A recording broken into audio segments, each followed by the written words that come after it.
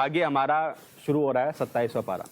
27ویں پارے کی ابتدا کے اندر قال فما خطبکم ایھا المرسلون، کہ آپ نے سوال کیا کہ تمہیں بھیجا کس لیے گیا ہے، فرشتوں سے سوال کیا پیغمبر علیہ السلام نے تمہیں بھیجا کس لیے گیا ہے، تو بتایا کہ ہم قوم لوط کی طرف عذاب لے کر آئے ہیں کہ انہوں نے عذاب اور گناہوں کی وجہ سے انہوں نے آخرت کو بھلا دیا ہے اور اللہ کے عذاب کو دعوت انہوں نے دی ہے، لہٰذا ہم اس طرف جا رہے ہیں۔ اچھا جی، آگے بیان کیا گیا ففروا الی اللہ، اللہ کی طرف دوڑاؤ، اللہ کی طرف دوڑاؤ۔ اس سے قبل کہ اللہ تمہیں اپنی طرف بلا لے، اللہ کی طرف تم دوڑ جاؤ۔ اور آگے دو اہم باتیں، واعظ و نصیحت کا فائدہ، کہ واعظ و نصیحت کریں، کیوں کریں کہ واعظ و نصیحت ایک ایمان والے کو فائدہ پہنچاتی ہے، منافق کو نہیں پہنچاتی اور کافر کو نہیں پہنچاتی، جو ایمان والا ہوتا ہے نا اس کو یہ نصیحتیں فائدہ پہنچاتی ہیں۔ اور آخر فرمایا وما خلقت الجن والانس الا لیعبدون، کہ میں نے جنوں اور انسانوں کو اپنی عبادت کے لیے پیدا کیا۔ تخلیق کا مقصد کیا ہے؟ اللہ کی عبادت۔ اچھا جی، آگے جی سورۃ طور ہے، مکی سورت ہے۔ کوہ طور کی قسم اور قرآن مجید کی قسم، اللہ رب العالمین نے قسمیں کھائی ہیں، اور یہ تمام قسمیں کھانے کے بعد اللہ نے فرمایا کہ قیامت قائم ہونے والی ہے۔ قیامت کے بارے میں تم نے شکوک و شبہات میں پڑے ہوئے ہو تو یاد رکھو، جب قیامت جو ہے وہ قائم ہونے والی ہے، پھر تمہارا حساب لیا جائے گا۔ اور آگے بیان کیا کہ جو اس دن جھٹلانے والے ہیں وہ نہایت بری حالت کے اندر ہوں گے، جو متقین ہیں وہ جنتوں اور نعمتوں کے اندر ہوں گے۔ اچھا جی، آگے بیان کیا گیا کہ مشرکین یہ بات کہتے ہیں کہ قرآن گھڑ لیا گیا ہے، تو اللہ نے کہا اس جیسا تم قرآن لے کر آ جاؤ، اور کہا کہ ام خلقوا من غیر شیء ام هم الخالقون، کہ بات کیا ہے کہ تم بغیر خالق کے پیدا کیے گئے ہو، یا تم اپنی ذات کے خود خالق ہو؟ تم اپنی ذات کے خود خالق ہو، تمہیں کسی نے پیدا نہیں کیا ہے، تم تو مخلوق ہو۔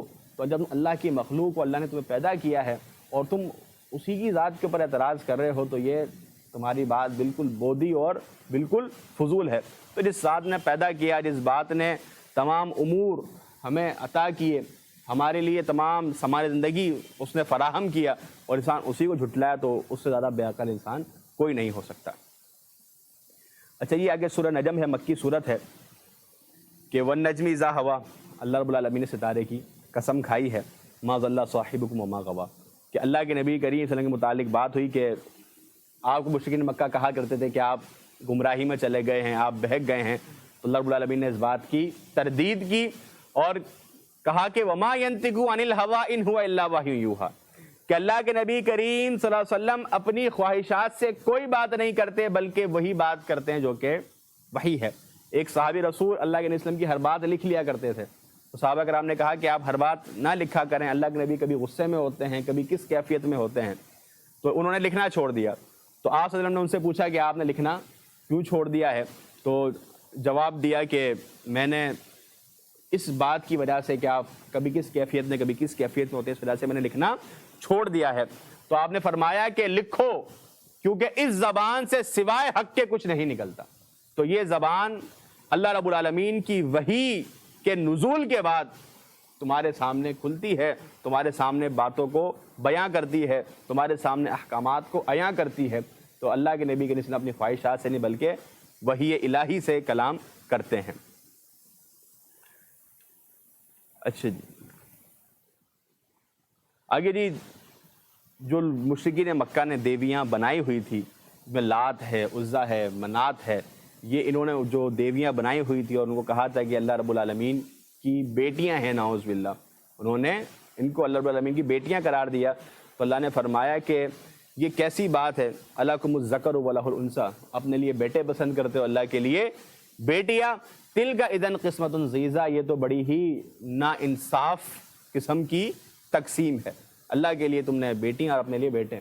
اللہ کی ذات تو اولاد سے ہی پاک ہے، اللہ کی ذات پاک ہے اس اولاد سے، اور تم اگر گھڑ ہی رہے ہو تو کوئی طریقے والی بات تو کرو، بات جھوٹی کر رہے ہو وہ بھی فضول کر رہے ہو تو کم از کم عقل والی بات تو کہو۔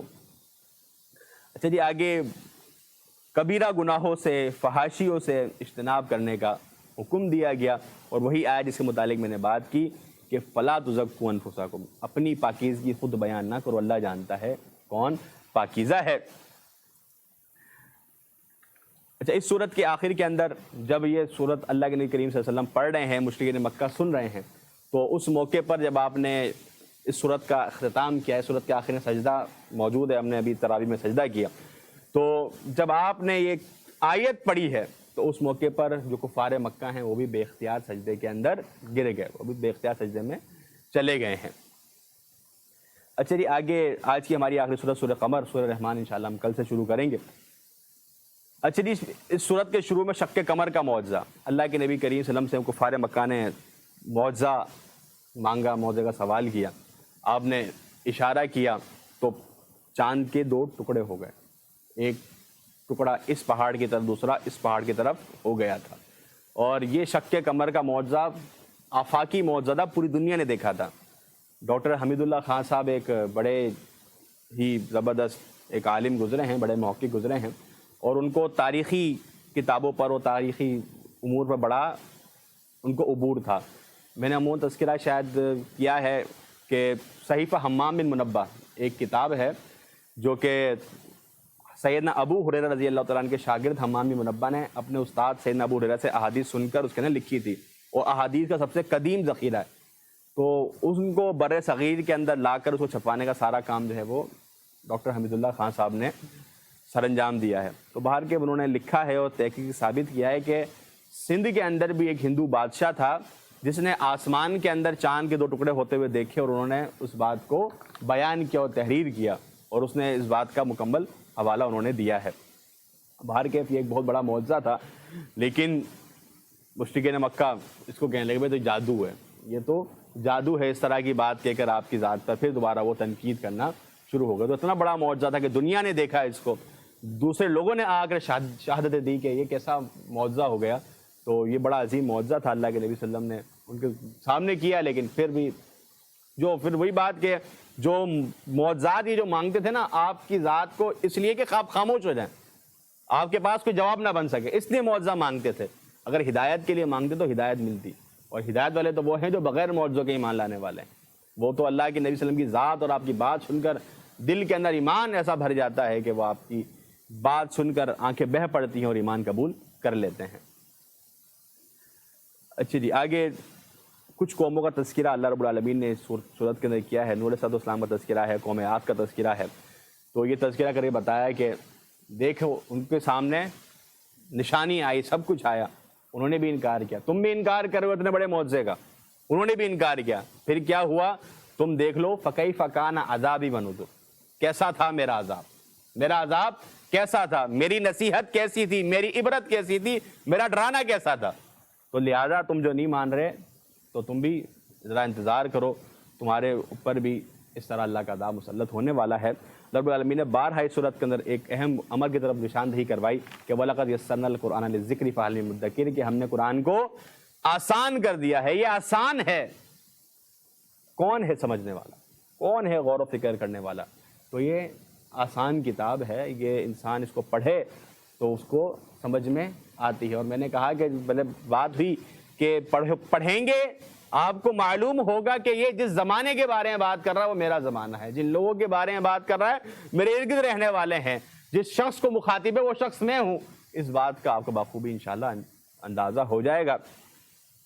آگے بیان کیا جا رہا ہے کہ یہ جو بھی حرکتیں کر رہے ہیں یہ سب کے سب لکھی جا رہی ہیں۔ قوم و تذکرے کے اندر قوم لوط کا بھی ذکر کیا گیا، آل فرعون کا بھی تذکرہ کیا گیا کہ وہ تباہی کا شکار ہوئے، اور یہ جو حرکتیں کر رہی ہیں سب کے سب لکھی جا رہی ہیں، بڑی ہو یا چھوٹی ہو، ٹھیک ہے جی، چھوٹی بات ہو بڑی بات ہو، ہر چیز کو لکھا جا رہا ہے، اور روز قیامت یہ سارے معاملات ان کے سامنے ہوں گے۔ یہاں پر جی ہماری آج کی گفتگو ختم ہوتی ہے سورہ قمر، انشاءاللہ کل جو ہے وہ سورہ رحمان سے ہم آغاز کریں گے۔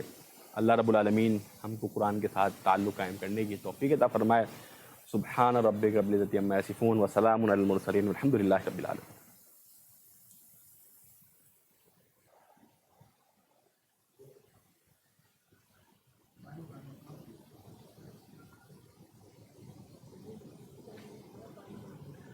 الحمد للہ رب العالمین والصلاة والسلام علی رسولہ الکریم۔ اما بعد اعوذ باللہ من الشیطان الرجیم بسم اللہ الرحمن الرحیم معزز سامعین ناظرین السلام علیکم ورحمۃ اللہ وبرکاتہ۔ الافام کی جانب سے میں ہوں حافظ ابو الجنا شیخ۔ آج کی گفتگو کی ابتدا ہم سورۃ الرحمن سے کر رہے ہیں۔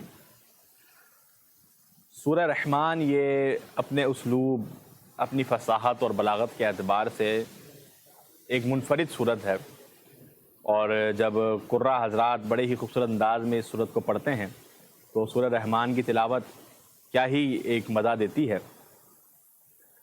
اس صورت کے اندر اللہ رب العالمین نے بارہا اس بات کا تذکرہ کیا کہ تم اپنے پروردگار کی کون کون سی نعمتوں کو جھٹلاؤ گے۔ بارہا اس بات کا تذکرہ کرنا، سورہ قمر کے اندر ہم نے ایک چیز کو دیکھا کہ اللہ رب العالمین نے بارہا اس بات کا تذکرہ کیا کہ ہم نے قرآن کو آسان کر دیا ہے، کوئی ہے سمجھنے والا۔ اس آیت کو بارہا بیان کیا گیا۔ اسی طرح اس صورت کے اندر فَبِأَيِّ آلَاءِ رَبِّكُمَا تُكَذِّبَانِ کہ تم اپنے پروردگار کی کون کون سی نعمتوں کو جھٹلاؤ گے، اس کا بارہا تذکرہ کیا گیا۔ جب ایک شخص اپنی ضد پر اڑ گیا ہو، اپنی ضد کے اوپر آمادہ ہو اور وہ بات سمجھانے پر بھی نہ سمجھ رہا ہو تو اس کو بارہا پیغام دیا جاتا ہے، بارہا سمجھایا جاتا ہے کہ ایک بار نہیں سمجھ رہا، دو دفعہ نہیں سمجھ رہا، جیسے ہم کہتے ہیں یار 1000 دفعہ سمجھایا، 1000 دفعہ سمجھایا، مطلب کثرت کے ساتھ سمجھایا لیکن پھر بھی وہ بات نہ سمجھے، تو اللہ رب العالمین نے بارہا سمجھایا ہے۔ بارہا کفار مکہ کو تنبیہ کی کہ اللہ رب العالمین نے اتنے احسانات، اتنی تمہارے مہربانیاں کی ہیں، پھر بھی تم اس کی نعمتوں کو جھٹلا رہے ہو، اس کی ذات کے انکاری بن رہے ہو، اس کی نعمتیں استعمال کر کے اس کے ساتھ معصیت اور اس کی نافرمانی کر رہے ہو، یہ کوئی تمہارا درست طریقہ کار نہیں ہے۔ تو بارہا اس آیت کو ذکر کرنے کا مقصد یہی کہ حجت پوری ہو جائے، اور جو بات نہیں مان رہے ان کو بارہا تنبیہ کی جائے، بارہا سمجھایا جائے۔ اس طرح سورہ قمر کے اندر قرآن آسان ہے، نصیحت حاصل کرو، آسان ہے نصیحت حاصل کرو۔ ہمارے بعض احباب اللہ ان کو ہدایت دے، انہوں نے لکھا کہ قرآن مجید کا ترجمہ پڑھنا عوام کے لیے مضر ہے۔ تو یہ مضر کا لفظ آپ دیکھتے ہیں کہ یہ سگریٹ وغیرہ ایسی نشے آور چیزوں کے اوپر ہوتا ہے۔ اب قرآن مجید کو پڑھنے سے ایک مسلمان ایمان اس کا چلا جائے یا اس کے لیے مضر ہو جائے، یہ کیسی عقل مندی والی بات ہے۔ قرآن مجید کے ساتھ انسان تعلق قائم کرتا ہے، تو جب تعلق قائم کرتا ہے، پڑھتا ہے تو محکم آیات ہیں، باتیں سمجھ میں آتی ہیں۔ جہاں متشابہ ہیں اس کے لیے علماء کے ساتھ رجوع کرے، وہاں پر تفسیر دیکھ لے، وہاں پر علماء سے اس کے متعلق سوال کر لے، مفتیان کرام سے رجوع کر لے، تو انشاءاللہ بات واضح ہو جائے گی۔ تو بہرکیف بارہا اسی لیے یہاں پر فَبِأَيِّ آلَاءِ رَبِّكُمَا تُكَذِّبَانِ کا ذکر کیا گیا۔ ابتدا ہوئی اور اللہ نے فرمایا الرحمن علم القرآن۔ رحمان اللہ رب العالمین کی صفت ہے۔ اللہ رب العالمین نے قرآن کا علم سکھایا، اللہ نے قرآن سکھلایا، یہ اس کی بڑی مہربانی ہے۔ اور آگے فرمایا خلق الانسان، اور انسان کو تخلیق کیا، انسان کو تخلیق کیا۔ قرآن کی تعلیم کو مقدم اور تخلیق کو بعد میں ذکر کیا، جس سے کئی نکات نکل سکتے ہیں۔ ایک بنیادی نکتہ جو سمجھ میں آتا ہے مختصراً کہ تعلیم قرآن کو تخلیق سے پہلے اس لیے ذکر کیا کہ ایسے بندے کی تخلیق بیکار ہے جو قرآن کا علم حاصل نہیں کرتا، اس کا وجود اور اس کا عدم وجود برابر ہے۔ کہ فرمایا کہ جس گھر کے اندر اللہ کا ذکر نہیں ہوتا وہ گھر قبرستان ہے، ان کی تخلیق ہونا نہ ہونا برابر ہے۔ تو لہٰذا زندہ آدمی وہ ہے، زندہ انسان وہ ہے جو قرآن کی تعلیم حاصل کرے، قرآن سیکھے۔ ہم ہر ایک چیز کے اندر مہارت حاصل کرنا چاہتے ہیں، لیکن قرآن کے متعلق بنیادی معلومات، سطحی معلومات بھی حاصل کرنے سے ہم گریزاں ہیں۔ آگے اللہ رب العالمین کا ایک اور احسان کہ علمہ البیان، اللہ رب العالمین نے بیان سکھلایا، انسان کو بیان سکھلایا ہے کہ جو اس کے مافی ضمیر ہے، جو ضمیر کے اندر بات ہے، وہ اس کو بیان کر سکتا ہے، تقریر کی صورت میں، تحریر کی صورت میں سامنے والے تک اپنا پیغام پہنچا سکتا ہے۔ یہ اللہ رب العالمین کا بڑا احسان ہے اس کے بندے پر۔ اچھا جی، آگے جن اور انسان کی تخلیق کا تذکرہ کیا گیا کہ جنات کو آگ سے اور انسان کو کھنکتی ہوئی مٹی کے ساتھ پیدا کیا ہے۔ اور آگے اللہ رب العالمین نے اپنی نعمتوں کا تذکرہ کیا، اور تذکرہ کرنے کے بعد بیان فرمایا کہ قیامت قائم ہو جائے گی اور ہر چیز فنا ہو جائے گی، باقی رہے گی تو تیرے رب کی ذات باقی رہے گی۔ اور آگے فرمایا گیا کہ اے جنوں اور انسانوں، تم جہاں بھی چلے جاؤ، تم جہاں بھی چلے جاؤ، تم جدھر بھی جاؤ گے، جہاں بھی پہنچو گے، وہاں پر تیرے رب کی بادشاہی ہے۔ اپنے رب کی بادشاہ سے تم آگے نہیں نکل سکتے، ہر چیز اللہ کے علم کے اندر ہے۔ تم جو بھی کر لو، جہاں بھی چلے جاؤ، تم اس کے علم اور اس کے احاطے سے باہر نہیں نکل سکتے۔ آگے بیان کیا گیا کہ اس دن انسان اور جنوں سے ان کے گناہوں کے بارے میں نہیں پوچھا جائے گا، بلکہ اعضا خود ہی بول رہے ہوں گے کہ اس نے ہمارے ساتھ یہ اوامر کی اور ہمیں انہوں نے غلط جگہ پر استعمال کیا۔ اس کے علاوہ اس صورت کے اندر جنت کی نعمتوں کا تذکرہ کیا گیا، جنتی نعمتوں کو بیان کیا گیا، حوروں کا تذکرہ کیا گیا، اور نعمتوں کا تذکرہ اللہ رب العالمین نے بارہا کر کے اور یہ بات سمجھائی سکھلائی کہ اس کی کس کس نعمت کو تم جھٹلاؤ گے، کس کس نعمت کے ساتھ تم ناشکری کر لو گے، تم اس کی نعمتوں سے ڈھکے ہوئے ہو، اس کی نعمتوں کے بغیر تمہارا گزارا نہیں ہے۔ کہ ایک مثال ابھی ہم دیکھ لیں، آکسیجن کسے ہمیں فراہم ہے، ہم بآسانی لے رہے ہیں اور زندگی گزار رہے ہیں۔ ابھی جو کووڈ کے مسائل ہیں، موجودہ بھارت کی صورتحال ہے، وہ ہمارے سامنے ہے کہ یہ آکسیجن انہیں کتنی مہنگی پڑ رہی ہے اور نہ ملنے پہ ان کی کیا حالت ہو رہی ہے۔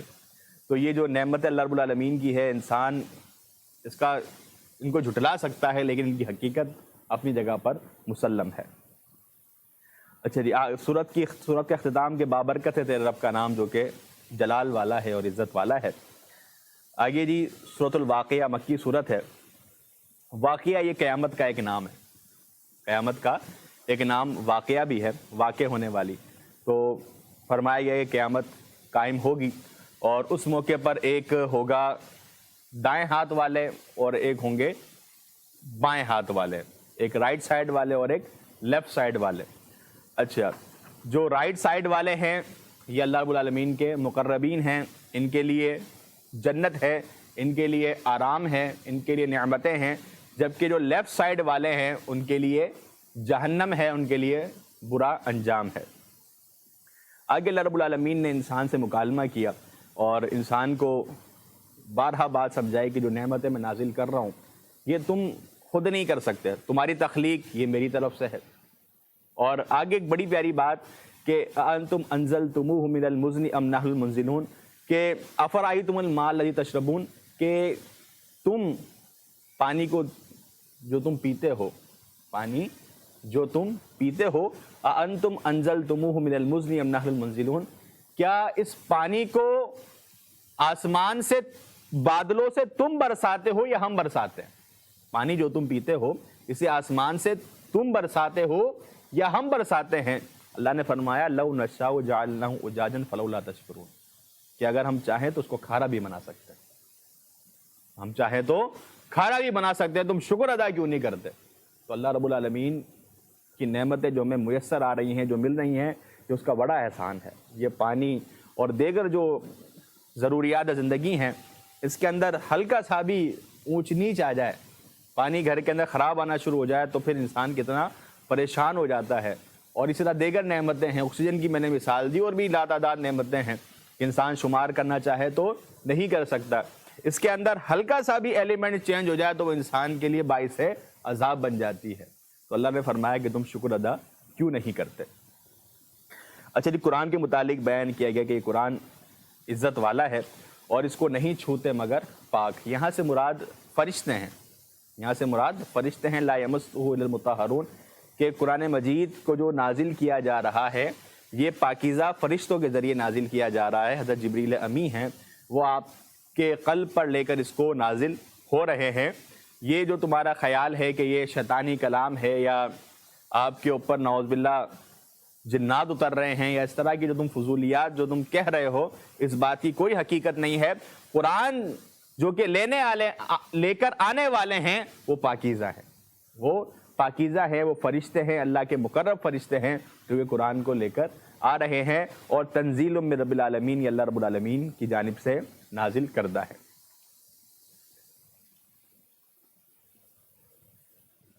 اچھا جی، اور پھر قیامت کے متعلق بات آخر کے اندر کہ قیامت یہ حقیقی اور یقینی چیز ہے، اور یہ تمہیں اس کا ابھی تم انکار کر رہے ہو، لیکن ایک نہ ایک روز تمہیں اس بات کا یقین ہو جائے گا، تمہیں علم یقین اس بات کا حاصل ہو جائے گا، عین یقین سے تم اس چیز کو دیکھ لو گے۔ آگے جی سورۃ الحدید مدنی صورت ہے، لوہے کو حدید کہا جاتا ہے۔ سورت کی ابتدا اللہ رب العالمین کے تعارف سے ہوئی، اس کے بعد آگے حکم دیا گیا کہ اللہ اس رسول پر ایمان لانے والوں، تم اللہ کی راہ کے اندر تم نے کیا کرنا ہے؟ انفاق کرنا ہے، خرچ کرنا ہے۔ اللہ رب العالمین نے تمہیں جن لوگوں پر نگران بنایا ہے، تم نے ان کے اوپر خرچ کرنا ہے۔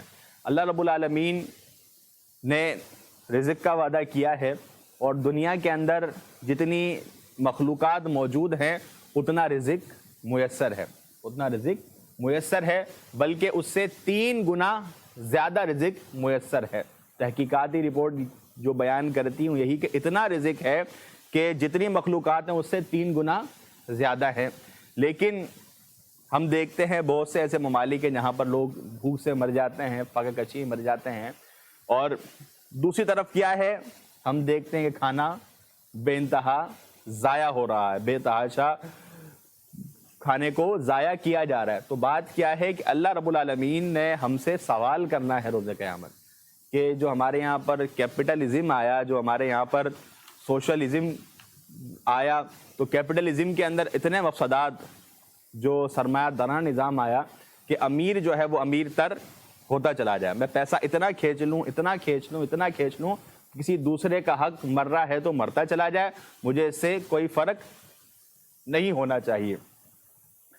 ہم جب پرانی مثالیں دیکھیں تو ہمارے یہاں اسلامی مملکتوں کے اندر اس طرح بازار میں ہوا کرتا تھا کہ اب ایک ہی چیز کی مارکیٹ ہے، اس میں ایک طرح کا مال ہی فروخت ہو رہا ہے، تو لوگ کیا کرتے تھے کہ اپنی دکان کھولتے وقت کرسی نکال کے باہر رکھتے تھے، تو جب جس کا گراہک لگ جاتا تھا پہلا بسم اللہ اس کی ہو جاتی تھی، وہ اپنی کرسی کو اندر رکھ لیا کرتا تھا۔ پھر اس کے بعد گاہک آتا تو وہ کہتا کہ میری بسم اللہ ہو چکی ہے، آپ آگے چلے جائیں، آپ آگے چلے جائیں۔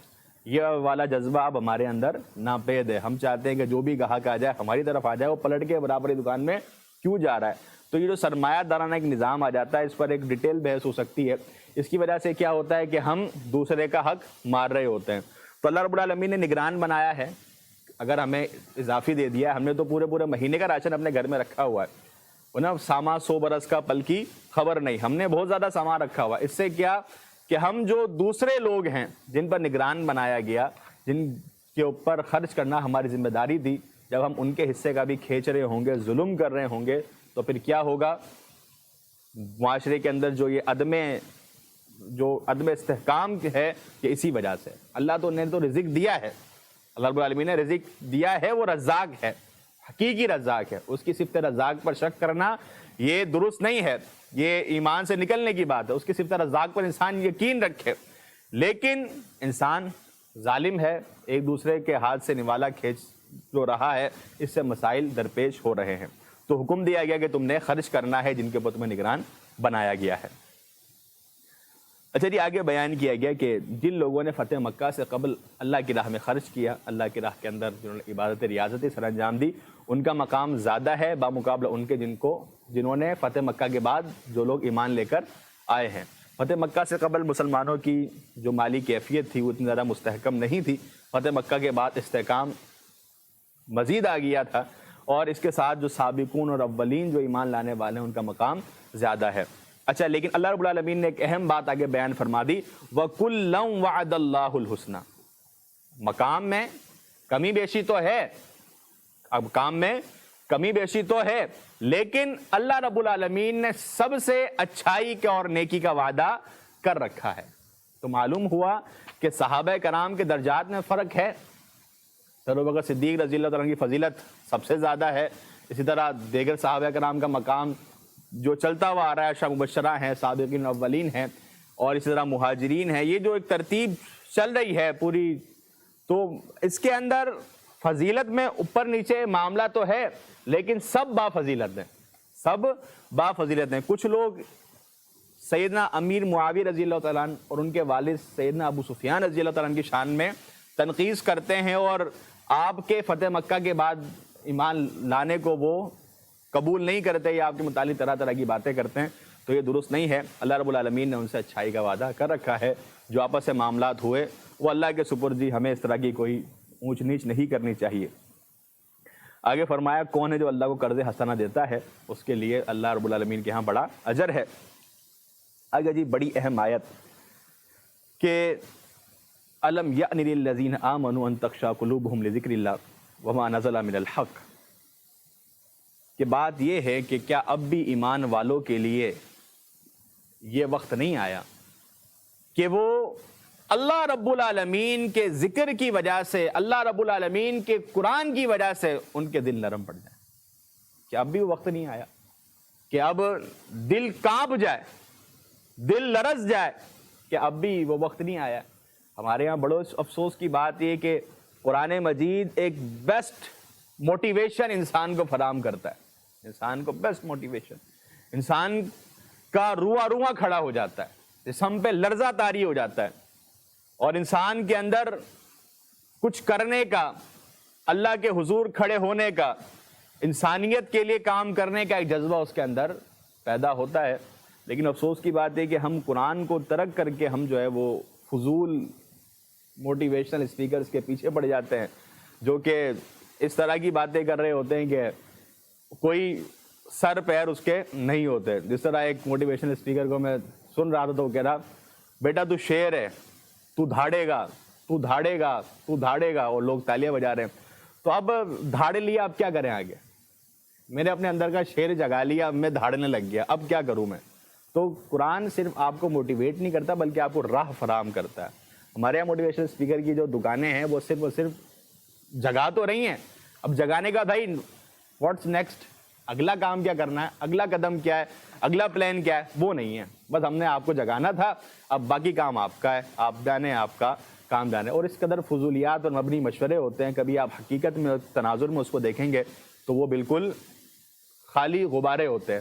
تو قرآن مجید جو آپ کو موٹیویشن دے رہا ہے، یہ آپ کو جگانے کے ساتھ آپ کو راہ بھی فراہم کر رہا ہے، آپ کو راہ بھی فراہم کر رہا ہے کہ آپ اس راہ پہ چلیں۔ تو قرآن مجید کو کھولیں، قرآن مجید کو پڑھیں۔ قرآن دعوت دے رہا ہے کہ یار کیا اب بھی وقت نہیں آیا کہ قرآن کو پڑھ کر انسان نصیحت حاصل کرے؟ اب وقت نہیں آیا تو کب آئے گا؟ تو لہذا قرآن مجید کے ساتھ تعلق انسان قائم کرے، اس سے قبل کہ اللہ رب العالمین کے ہاں اس کی پیشی ہو جائے۔ آگے فرمایا کہ جو صدقہ کرنے والے مرد اور عورت ہیں، اللہ رب العالمین نے ان کے لیے دگنا اجر اور بڑے ہی اچھے اور معزز ثواب کا وعدہ رکھا ہے۔ اور آگے بیان کیا گیا کہ دنیا کی جو حقیقت ہے وہ محض کھیل تماشا ہے، اور اس کے اندر کھیل تماشا، زینت اور فخر ہے ایک دوسرے سے فخر ہے مال کے اندر اور اولاد کے اندر۔ کتنے بچے جی؟ 4، میرے تو جی 6 ہیں، میرے تو جی 10 ہیں۔ اولاد کے اندر فخر کرتے رہیں گے یا مال کے اندر؟ جی 1 گاڑی، میری تو جی 2 ہیں، اور یا اس سے کھیچم تانی کے اندر اس نے ایسا کیا ہے میں اس سے زیادہ کر کے دکھاؤں گا۔ تو یہ اس طرح کا ایک فخر اور کھیل تماشا ہی ہے، یہ چلتا رہے گا۔ تو اصل حقیقت کیا ہے وہ ہم دنیا کی حقیقت اس بات سمجھ لیں گے تو یقین جانیے ہم بالکل سکون کے اندر آ جائیں گے۔ اب معاملہ یہ ہوتا ہے جب دنیا کی حقیقت سمجھتے ہیں، کسی کو سمجھانے لگتے ہیں تو لوگ کہتے ہیں یار تم عقل سے پیدل ہو گئے ہو، تم جو ہے نا وہ جدید دور کے ساتھ چلنے کے قابل نہیں ہو، اس طرح کی لوگ باتیں کہتے ہیں۔ باہر کے دنیا کی حقیقت کو سمجھنا چاہیے۔ آگے فرمایا کہ جنت کی طلب میں بھاگو، جنت کی طلب کے اندر بھاگو، جس کی چوڑائی اتنی ہے جتنی زمین اور آسمان کے درمیان کا فاصلہ ہے، تو اس کی طرف بھاگو۔ اچھا جی، تقدیر پر ایمان لانے کی تعلیم دی گئی، اور آخر کے اندر رہبانیت اختیار کرنے سے منع کیا گیا کہ یہودیوں میں فرقہ پیدا ہو گیا جو کہ رہبانیت اختیار جنہوں نے کر لی تھی اور وہ علیحدہ ہو گیا تھا، الگ تھلگ ہو گیا تھا، تو لہٰذا رہبانیت سے منع کیا گیا کہ آپ نے دنیا میں رہنا ہے، لوگوں کے ساتھ رہنا ہے، اور اسی کے ساتھ اللہ کے احکامات پر بھی عمل کرنا ہے۔ ایسا نہیں کہ آپ علاقے والوں کو ایک طرف کر دیں، آپ گھر والوں کو ایک طرف کر دیں اور جا کر جو ہے وہ کسی ٹیلے پر بیٹھ جائیں اور وہاں بیٹھ کر اللہ اللہ کرتے رہیں۔ نہیں آپ نے لوگوں میں رہنا ہے، اللہ کے احکامات پر عمل کرنا ہے، اللہ کا دین لوگوں تک پہنچانا ہے، لوگوں کو دعوت دینی ہے، دین پہنچائیں لوگوں تک۔ رہبانیت اختیار کر لینا یہ درست نہیں ہے۔ اچھا جی، ہمارا یہاں پر 27واں پارہ مکمل ہو گیا۔ اب ہم گفتگو کرنے والے ہیں 28ویں پارے کی، قسم اللہ۔ پہلی سورت سورۃ المجادلہ مدنی سورت ہے۔ مجادلہ کا معنی ہوتا ہے جھگڑنا، جھگڑا کرنا۔ بات یہ ہے کہ ایک صحابیہ ہیں خولہ بنت مالک رضی اللہ عنہا، ان کے شوہر ہیں اوس بن صامت رضی اللہ تعالیٰ عنہ۔ تو ایک رواج تھا کہ جاہلیت کے اندر کوئی شخص اپنی بیگم کو یہ بات کہہ دیتا کہ تو میرے اوپر میری والدہ کی طرح ہے، یا تو میرے لیے میری ماں کی مثل ہے، اس طرح کی بات وہ کہہ دیتا، تو کیا ہوتا ہے کہ ان دونوں کے درمیان طلاق واقع ہو جاتی تھی۔ ایک جاہلی طریقہ کار تھا۔ تو اسلام جب آیا تو ابھی اس حوالے سے کوئی واضح حکم نازل نہ ہوا۔ جب اوس بن صامت نے یہ بات اپنی بیگم حضرت خولہ بنت مالک کو یہ بات کہی ہے، تو جو طریقہ چلتا وارو اس حساب سے طلاق واقع ہو گئی۔ آپ گئی ہیں اللہ کے نبی کریم صلی اللہ علیہ وسلم کے پاس اور جا کے مسئلہ پوچھا ہے، تو آپ نے کہا کہ طلاق واقع ہو چکی ہے۔ تو آپ اللہ کے نبی کریم صلی اللہ علیہ وسلم سے اس بارے میں بات کر رہی ہیں، آپ گفتگو کر رہی ہیں کہ یہ کیسے ممکن ہے اور یہ کس طرح یہ معاملہ ہے، غلطی انہوں نے کی اور یہ طلاق واقع ہو گئی اور اس طرح گھر جو ہے وہ تتر بتر ہو گیا۔ ابھی یہ باتیں آپ کر رہی ہیں۔ حضرت عائشہ رضی اللہ تعالیٰ عنہ فرماتی ہیں کہ میں گھر کے اندر موجود ہوں، لیکن اللہ کے نبی کریم صلی اللہ علیہ وسلم اور ان کے درمیان، حضرت خولہ کے درمیان جو گفتگو چل رہی ہے، مجھے اس کا کوئی علم نہیں کہ کیا بات ہو رہی ہے، مجھ تک آواز نہیں پہنچ رہی، لیکن یہ آواز اللہ رب العالمین کی ذات کو پہنچ گئی۔ اللہ نے سورہ مجادلہ نازل کر دی کہ اب یہ جو زہار ہے یہ طلاق کا سبب نہیں ہے، البتہ یہ جو بندہ کام کرے گا وہ کفارہ ادا کرے، اس کے بعد جا کر وہ اپنی ازدواجی زندگی کو بحال